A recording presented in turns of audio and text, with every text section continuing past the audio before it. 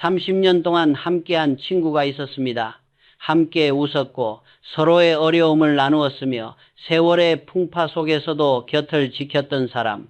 그러나 어느 날 단 한 끼 식사 앞에서 그 모든 것이 무너졌습니다. 나는 그때 비로소 깨달았습니다. 인간의 관계는 거창한 사건으로 깨지는 것이 아니라 너무나 사소한 한마디와 태도로 무너진다는 사실을. 그날은 평범한 점심자리였습니다. 국밥 한 그릇, 10,000원짜리 식사. 하지만 그 10,000원짜리 밥 한 끼가 30년 우정을 끝내버렸습니다.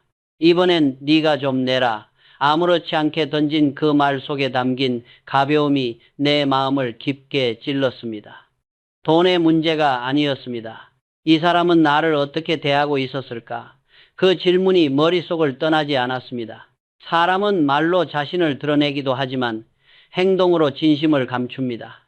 밥값을 내는 일, 누가 먼저 계산서를 집어드는가, 이런 작은 행동 속에는 그 사람이 나를 얼마나 존중하는지가 숨어 있습니다. 나는 수많은 비즈니스와 인연 속에서 느꼈습니다. 인간의 진심은 크고 화려한 선물 속에 있는 것이 아니라 작고 사소한 자리에서 드러난다는 것을. 심리학자들은 말합니다. 밥값은 단순한 금전의 문제가 아니라 감정의 거울이라고. 누군가에게 밥을 대접할 때 그 사람의 태도를 보면 그 관계의 미래를 예측할 수 있다고 말이죠. 감사의 마음이 사라지고 당연히 너가 낼 거잖아 라는 생각이 자리 잡는 순간 그 관계는 이미 균열이 시작된 것입니다. 나는 오랜 세월 기업을 경영하며 수많은 사람을 만났습니다. 하지만 결국 남는 건 실적도 권력도 아닌 사람이었습니다. 그리고 그 사람을 잃는 데엔 단 한마디면 충분했습니다. 그날의 식사처럼 말이죠. 우정이든 동료애든 관계의 깊이는 함께한 시간의 길이로 측정되는 것이 아닙니다. 얼마나 오랫동안 마음을 존중해 왔는가. 그것이 관계의 진짜 가치입니다. 나는 그날 이후 결심했습니다. 진심이 가벼운 사람에게 내 시간을 더 이상 내어주지 않겠다고. 나는 살아오며 수많은 돈의 흐름을 보았다. 그러나 진짜 인간관계를 무너뜨리는 것은 돈 그 자체가 아니었다. 돈은 단지 관계의 무게를 드러내는 거울일 뿐이다. 사람의 마음이 가벼워지면 그 어떤 금액도 관계를 지탱할 수 없다. 사람들은 종종 말한다. 돈 때문에 싸웠다. 하지만 내가 본 세상에서는 돈이 아니라 태도 때문에 관계가 끝난다. 그 태도 속엔 감사함의 부재가 있고 당연함의 착각이 있다. 한쪽이 베풀면 다른 쪽은 고마워해야 한다. 그러나 고마움이 습관처럼 사라지고 그 사람은 늘 그렇게 해주는 사람이란 인식이 자리 잡을 때 관계는 조용히 썩어간다. 기업에서도 마찬가지였다. 초창기 삼성 상해를 운영하던 시절 나는 사람을 뽑을 때 반드시 그가 밥 먹을 때 어떤 사람인가를 지켜봤다. 누군가 밥값을 대신 냈을 때 그는 어떤 표정을 짓는가? 감사의 말 한마디를 하는가? 아니면 아무렇지 않게 자리에서 일어나는가? 그 짧은 순간이 그의 인성 전체를 보여줬다. 나는 그때부터 확신했다. 사람의 품격은 돈을 다루는 법에서 시작된다. 돈은 단지 도구이지만 마음이 담기면 신뢰가 되고 마음이 비면 모욕이 된다. 상대를 존중하지 않는 계산은 결국 사람을 잃는 계산이 된다. 많은 이들이 오랜 친구라는 말을 쉽게 쓴다. 그러나 진짜 친구는 오래된 사람이 아니라 오랜 시간 동안 마음을 다해준 사람이다. 밥값이 중요한 게 아니라 그 자리를 대하는 태도가 중요하다. 그 한 끼가 서로를 존중하는 자리라면 5,000원짜리 국밥이라도 1,000만 원의 가치가 있다. 나는 내 인생에서 이런 진실을 수없이 목격했다. 진심이 사라진 관계는 언젠가 반드시 무너진다. 반대로 마음이 있는 관계는 돈이 없어도 이어진다. 결국 인간관계는 돈의 문제가 아니라 마음의 무게의 문제다. 그리고 그 무게는 누가 계산서를 집어드는 순간보다 그 사람의 마음이 얼마나 따뜻한가로 결정된다. 나는 한 여인을 떠올린다. 경기도 일산에서 작은 모임을 30년 넘게 이끌어온 최명자 씨. 그녀는 늘 손이 크고 인심이 넉넉했다. 모임이 있을 때마다 가장 먼저 자리 예약을 하고 식사 후에는 누구보다 빠르게 지갑을 열었다. 친구들은 그런 그녀를 향해 명자 언니는 통이 달라 하며 웃었다. 그녀도 웃었다. 내가 좋아서 하는 거야. 그렇게 말하며 늘 미소를 지었다. 하지만 세상에서 가장 위험한 것은 호의가 반복될 때 생기는 당연함이라는 독이다.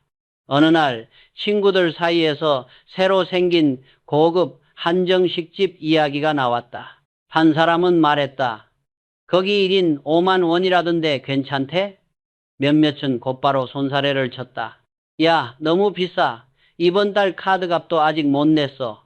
그렇게 대화가 오가던 중 누군가 툭 던진 한마디가 그녀의 마음을 멈춰 세웠다. 왜? 어차피 명자 언니가 낼 거잖아. 그 순간 그녀의 얼굴엔 웃음 대신 침묵이 흘렀다. 아무도 눈치채지 못한 그 짧은 정적 속에서 그녀는 깨달았다. 아, 내가 준 건 감사가 아닌 의무로 변했구나. 그날 밤 집으로 돌아와 그녀는 오랫동안 생각에 잠겼다. 그동안 자신이 냈던 수많은 밥값 속에서 한 번이라도 진심 어린 고맙다라는 말을 들은 적이 있었던가 기억나지 않았다. 심리학에서는 이런 현상을 정서적 둔감화라 부른다. 처음엔 감동이던 호의가 반복될수록 감각이 무뎌지고 결국엔 권리처럼 느껴지는 것이다. 사람의 마음은 그렇게 익숙함 속에서 무너진다. 명자 씨는 말했다. 돈이 아까운 게 아니라 내 마음이 가볍게 취급된 게 서운했어요. 나는 그 말을 들으며 오랜 세월 내 곁을 떠난 사람들을 떠올렸다. 진심이 당연함으로 변할 때 관계는 이미 끝나 있다. 그녀는 그날 이후 달라졌다. 누군가 이번엔 내가 살게라 말하면 미소 지으며 대답했다. 요즘은 다 각자 내잖아. 우리도 그러자. 그 말에는 단호함과 평온함이 함께 있었다. 그녀는 마침내 선의의 균형을 되찾은 것이다. 나는 이 이야기를 통해 다시 한번 확신했다. 주고받음의 균형이 무너진 관계는 아무리 오래가도 결국 부서진다. 호의는 진심일 때만 빛나며 당연해진 순간 그 빛을 잃는다. 나는 수없이 많은 인간관계를 지켜보며 한 가지 사실을 배웠다. 사람은 받은 호의에 익숙해지는 순간 그것을 권리로 착각한다. 그것이 인간의 본성이다. 그리고 그 착각은 가장 가까운 관계일수록 더 쉽게 나타난다. 명자 씨에게 어차피 네가 낼 거잖아 라고 말했던 친구는 아마 아기가 없었을 것이다. 그저 가벼운 농담 한마디였을지도 모른다. 하지만 말에는 무게가 있다. 그 무게는 상대의 진심을 짓누르기도 하고 관계를 무너뜨리기도 한다. 명자 씨가 받은 상처는 돈이 아니라 존중이 무너진 순간의 고통이었다. 나는 사업을 하며 이런 장면을 수도 없이 목격했다. 처음에는 함께 웃고 믿던 사람들이 어느 순간부터는 회장님은 어차피 다 해주시잖아요 라고 말했다. 그들은 내 손길을 감사가 아닌 의무로 보았다. 그때마다 나는 마음속으로 다짐했다. 사람에게 베풀되 그 마음이 무뎌지기 전에 거리를 두어라. 인간의 관계는 숫자로 계산되지 않는다. 하지만 감정의 저울은 언제나 정확하다. 한쪽이 무겁고 다른 쪽이 가벼워지는 순간 균형은 깨지고 만다. 사람은 자신이 받은 만큼 돌려주지 않아도 된다고 생각하지만 마음은 그 불균형을 기억한다. 심리학자들은 이런 현상을 심리적 채무감이라 부른다. 누군가에게 계속 받기만 하면 사람은 두 가지 반응을 보인다. 죄책감이 들거나 아니면 그 감정을 피하기 위해 당연함으로 합리화한다. 대부분의 인간은 후자를 택한다. 그것이 관계의 냉각을 부른다. 나는 오래전 이런 말을 남겼다. 돈은 잃어도 다시 벌 수 있지만 마음은 한 번 잃으면 다시 살 수 없다. 사업에서도 인간관계에서도 마찬가지다. 신뢰는 작은 말 한마디에서 생기고 그 한마디로 무너진다. 어차피 네가 낼 거잖아 라는 가벼운 한 줄이 수십 년의 정을 무너뜨리는 이유가 바로 그것이다. 진심을 무겁게 여길 줄 아는 사람, 그 사람이 곁에 남는다. 가벼운 농담으로 타인의 마음을 누르는 사람, 그 사람은 결국 혼자가 된다. 나는 늘 이렇게 말하곤 했다. 돈보다 무서운 것은 돈을 대하는 사람의 태도다. 서울 강서구에 사는 박철로 씨는 주변에서 정확한 사람으로 통했다. 그는 식사를 하거나 커피를 마실 때마다 언제나 계산기를 꺼냈다. 나는 김치찌개니까 9,000원, 너는 제육덮밥 먹었지 11,000원 줘. 처음엔 사람들도 그의 꼼꼼함을 신뢰했다. 철로는 진짜 깔끔해서 좋아. 하지만 시간이 지나면서 그 정확함은 불편함으로 변해갔다. 회식 자리에서도 그는 늘 선을 그었다. 난 술 안 마셨으니까 콜라값만 낼게. 난 고기 2점밖에 안 먹었어. 그의 입에서는 늘 계산이 먼저 나왔다. 사람들은 점점 말을 줄였고 웃음 대신 침묵이 자리했다. 결정적인 날 한 친구가 말했다. 오늘은 내가 낼게. 그러자 철로 씨는 대수롭지 않게 이렇게 말했다. 그럼 너 지금 이체해. 정확히 11,500원. 수수료 빠지지 않게 보내. 그 순간 분위기는 얼어붙었다. 누군가는 억지로 웃었고 누군가는 고개를 숙였다. 그날 이후 친구들은 말없이 그를 피하기 시작했다. 나는 이런 사람을 수없이 보았다. 그들은 자신이 공정하다고 믿지만 사실은 관계를 거래로 만드는 사람들이다. 심리학자 애덤 그랜트는 인간을 3가지로 나눈다. 주는 사람, 주는 만큼 받는 사람, 그리고 받기만 하는 사람, 테이커. 박철로 씨는 자신을 매체라고 생각했지만 실상은 테이커였다. 그는 손해를 보지 않으려는 마음으로 관계를 지켰지만 그 마음이 결국 사람을 밀어냈다. 나는 오래전부터 깨달았다. 사람 사이의 신뢰는 균형의 문제가 아니라 온기의 문제라는 것을. 조금 더 내도 괜찮고 조금 덜 받아도 웃을 수 있어야 한다. 그 여유가 관계를 숨쉬게 만든다. 정확한 사람보다 편안한 사람이 곁에 오래 남는다. 숫자는 관계를 지켜주지 못한다. 그러나 따뜻한 한마디는 수십 년의 인연을 지켜준다. 박철로 씨가 잃은 것은 돈이 아니라 함께 웃던 자리에 온기였다. 그리고 그것이야말로 인간이 가질 수 있는 가장 큰 손실이었다. 나는 사람을 오래 지켜보며 3가지 부류로 나누었다. 주는 사람, 계산하는 사람, 그리고 받기만 하는 사람. 이 3부류 중 어떤 사람이 성공하느냐는 단순히 돈에 많고 적음이 아니라 마음의 크기에 달려 있었다. 주는 사람은 처음에는 손해를 본다. 하지만 세월이 흘러도 그 주위엔 늘 사람이 남는다. 계산하는 사람은 언뜻 공정해 보이지만 그 곁엔 오래된 사람이 없다. 그리고 받기만 하는 사람은 잠시 편해 보여도 결국 고립된다. 나는 평생의 사업 속에서 이 진리를 수없이 보았다. 박철로 씨 같은 사람은 숫자에 정직했지만 마음에는 인색했다. 그는 늘 말했다. 나는 손해보는 걸 싫어. 하지만 인생에서 진짜 손해는 돈이 아니라 사람을 잃는 것이다. 나는 젊은 시절부터 수많은 거래와 협상을 하며 깨달았다. 정확함은 신뢰를 만들지만 따뜻함이 그 신뢰를 지속시킨다. 나는 회사를 키우는 동안 매번 이런 질문을 던졌다. 나는 지금 사람을 얻고 있는가? 아니면 숫자만 남기고 있는가? 사람은 단기적 계산으로 관계를 세우면 결국 계산이 끝나는 순간 떠난다. 하지만 마음으로 맺은 관계는 이익이 사라져도 남는다. 주는 사람은 때로 어리석어 보인다. 그러나 세월은 그를 배신하지 않는다. 그의 이름은 누군가의 기억 속에 좋은 사람으로 남기 때문이다. 받기만 하는 사람은 잠시 이익을 얻지만 결국 아무도 그를 부르지 않는다. 나는 그것을 삼성의 초창기 인연들 속에서 직접 경험했다. 신뢰를 지킨 사람은 평생 동료가 되었고 계산으로 움직인 사람은 결국 사라졌다. 나는 이 말을 자주 했다. 인간관계에서 진짜 부자는 많이 가진 사람이 아니라 진심을 잃지 않은 사람이다. 사람은 밥 한 끼에서도 그 마음을 드러낸다. 누군가는 계산서를 들고 미소 짓고 누군가는 모른 척한다. 그 작은 차이가 인생을 갈라놓는다. 관계의 균형이란 똑같이 내는 것이 아니라 서로를 존중하는 마음의 무게다. 주고받음의 정확함보다 함께 있음의 따뜻함이 더 중요하다. 나는 살아오며 주는 척하며 지배하려는 사람을 자주 보았다. 그들은 겉으로는 배려하는 듯하지만 그 속엔 은근한 계산과 조종이 숨어 있다. 박미선 씨가 겪은 일도 바로 그랬다.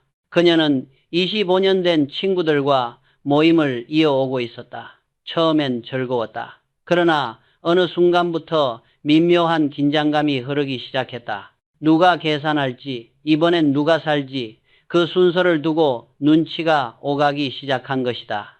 어느 날 늘통 크게 밥을 사던 친구가 슬쩍 이런 말을 꺼냈다. 그날은 내가 샀잖아. 오늘은 너희가 알아서 해야 하는 거 아니야? 그 말은 웃으며 던진 농담 같았지만 미선 씨의 마음엔 작은 돌처럼 남았다. 밥 한 번 샀을 뿐인데 내가 갚아야 할 빚이 된 건가? 그 순간부터 그녀는 친구와의 만남이 더 이상 편하지 않았다. 식사 자리는 여전히 웃음소리로 가득했지만 그 웃음은 억지로 짜낸 것이었다. 나는 이런 사람들을 상호성 조작자, reciprocity, manipulator라고 부른다. 그들은 친절을 이용해 관계의 주도권을 쥔다.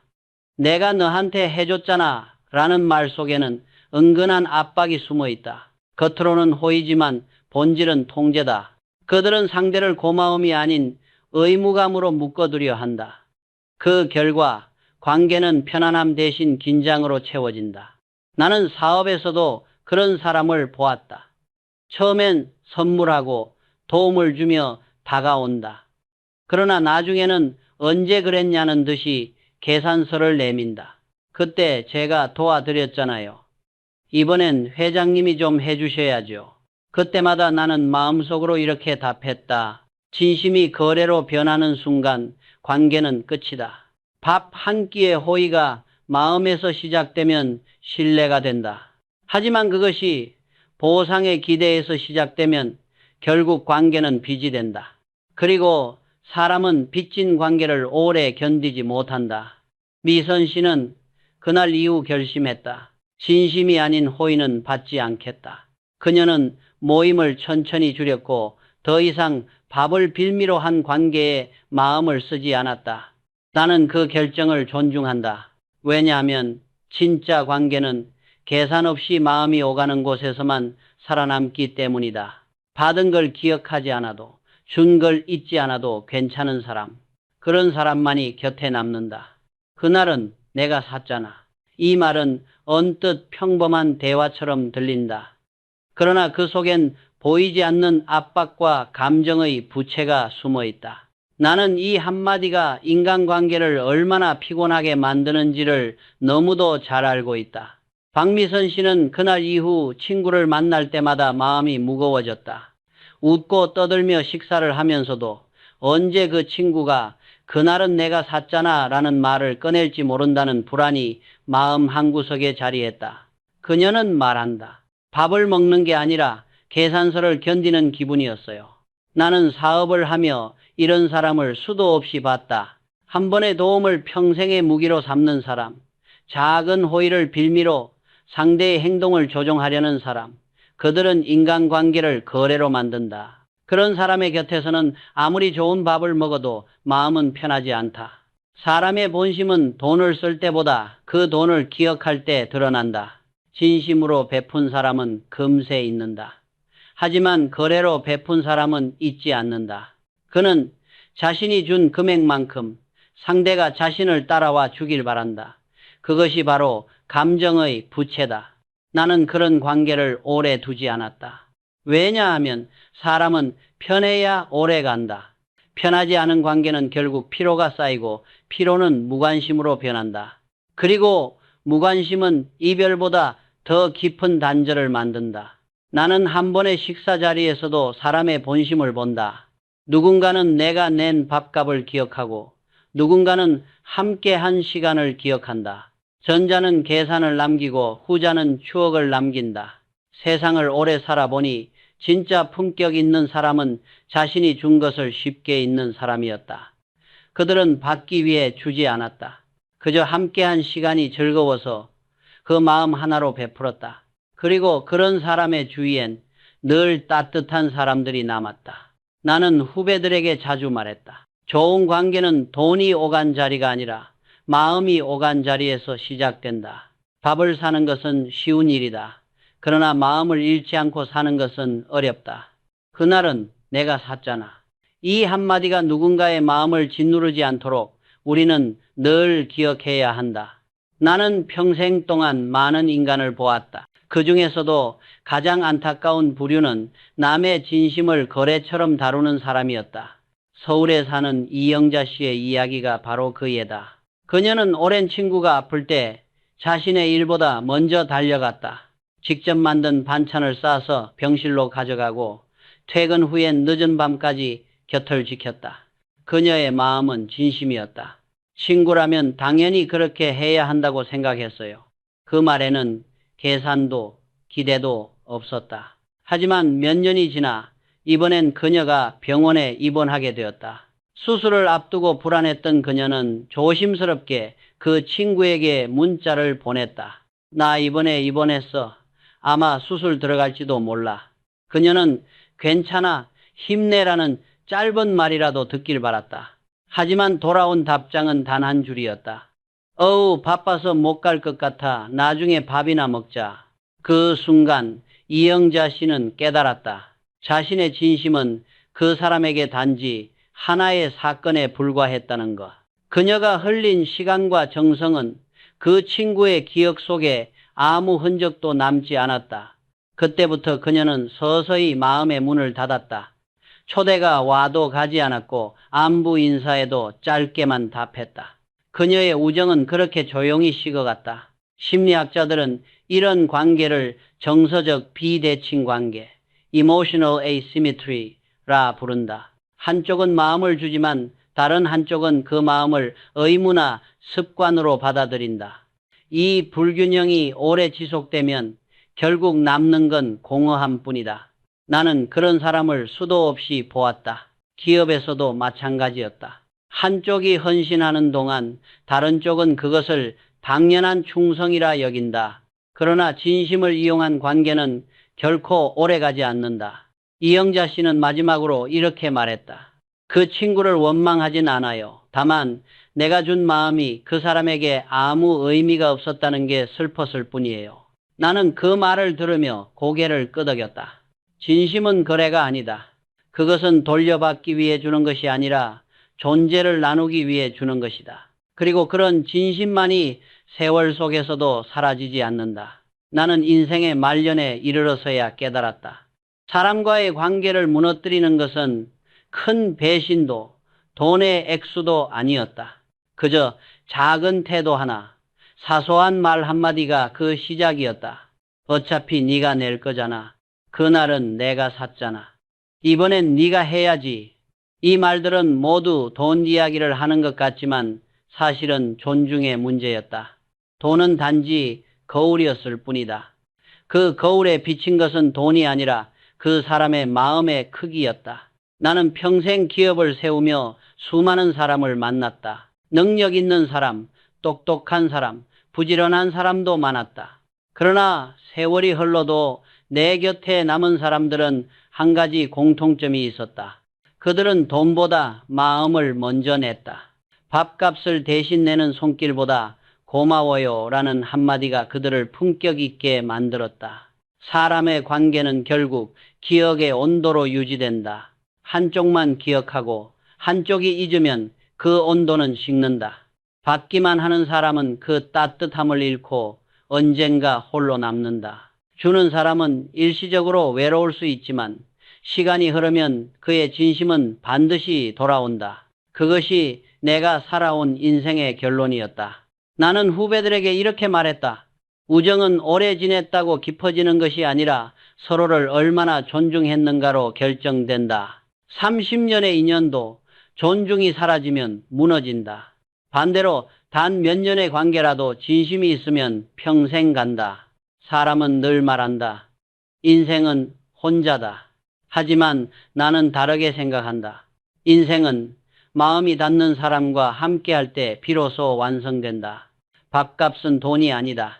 그것은 관계의 거울이자 마음의 무게다.